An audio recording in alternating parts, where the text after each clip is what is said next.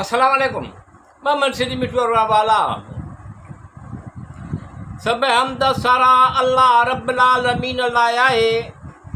अल्लाह करीम रब रहीम ख़ालिक़ आहे, जेको जहाननि जो पालणहार, रोज़ी ॾींदड़, बाज़ारो, रहम कंदड़ आहे। सब हमद सारा अल्लाह रब्बुल आलमीन लाइ आहे। अल्लाह करीम रब रहीम ख़ालिक़ आहे, जेको जहाननि जो पालणहार, रोज़ी ॾींदड़, बाज़ारो, रहम कंदड़ आहे। अल्लाह जंहिं ज़मीन खे विछायो, मजिद खोड़ जबल खोड़ियाई, दरिया वहायाई। अल्लाह जंहिं ज़मीन खे विछायो, जबल खोड़ियाई, मजिद जबल खोड़ियाई, दरिया वहायाई। हर क़िस्म जे मेवनि जा क़िस्म मिठा खटा कयाई। रात खे ॾींहं सां, ॾींहं खे रात सां ढकियाई। अल्लाह जो वॾो शान मान, अल्लाह वॾो फज़ल वारो आहे। सब हमद सारा अल्लाह रब्बुल आलमीन लाइ आहे। अल्लाह करीम रब रहीम ख़ालिक़ आहे, जेको जहाननि जो पालणहार, रोज़ी ॾींदड़, बाज़ारो, रहम कंदड़ आहे। ज़मीन जा हिक ॿिए सां लॻो लॻे केतिरा क़िस्म आहिनि। अंगूरनि जा बाग़, पोखूं खजियूं आहिनि। उन्हनि मां के वण घाटा आहिनि ऐं के वण घाटा न आहिनि।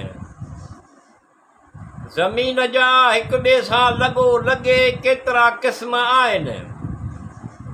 अंगूरनि जा बाग़, पोखूं खजियूं आहिनि। उन्हनि मां के वण घाटा आहिनि ऐं के वण घाटा न आहिनि।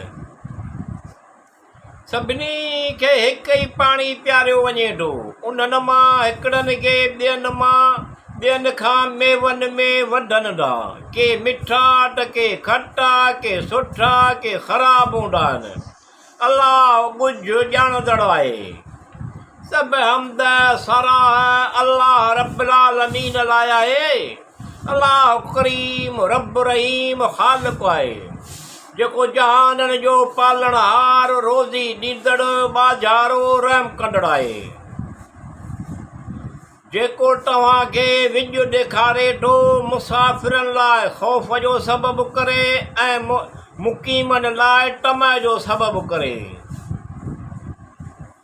जेको तव्हांखे विझ ॾेखारे थो, मुसाफ़िरनि लाइ ख़ौफ़ जो सबबु करे ऐं मुक़ीमनि लाइ तमअ जो सबबु करे।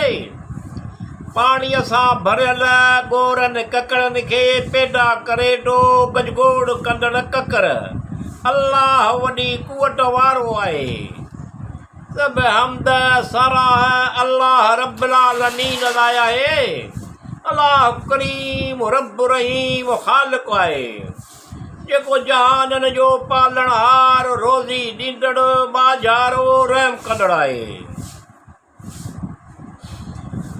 मख़लूक लाइ ला इलाहा इल्लल्लाह उनखे पुकारणु बरहक़ आहे।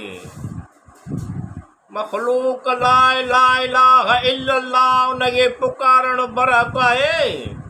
अल्लाह ई हर शइ पैदा कंदड़ आहे ऐं इहो ई अकेलो ग़ालिब आहे, ज़बरदस्त आहे। सब हमद सराह अल्लाह रब्बुल आलमीन लाइ आहे। अल्लाह करीम रब रहीम ख़ालिक़ आहे, जेको जहाननि जो पालणहार, रोज़ी ॾींदड़, बाज़ारो, रहम कंदड़ आहे। या अल्लाह रब्बुल आलमीन अल रहमान अल रहीम, तूं सभु ॼाणींदो, तोखे सभु मालूम आहे।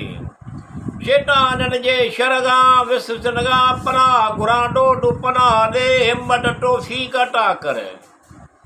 या अल्लाह रब्बुल आलमीन अल रहमान अल रहीम, तूं सभु ॼाणींदो, तोखे सभु मालूम आहे। शैताननि जे शर खां, विसवसनि खां पनाह घुरां, तूं पनाह ॾे, हिम्मत तौफ़ीक़ अता कर।